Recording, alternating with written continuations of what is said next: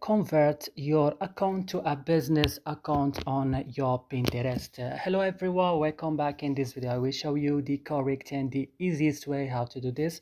Just watch this video till the end. So first you need to open your Pinterest application like this and come here to your profile icon, and right now come to this three line at the top of the screen and go directly now to your settings.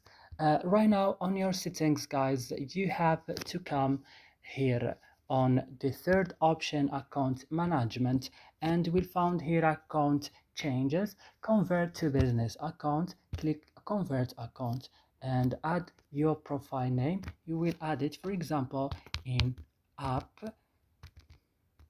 Click next and you will add your website, for example www.inapp.com,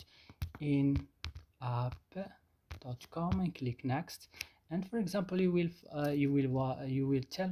describe your business, for example blogger or publisher or media. Click next. And would you ever be interested in running ads on Pinterest?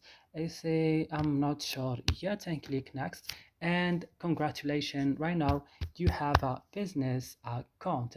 So that's it, guys. I hope this video is useful for you. Don't forget to like and subscribe in our channel. See you in other videos.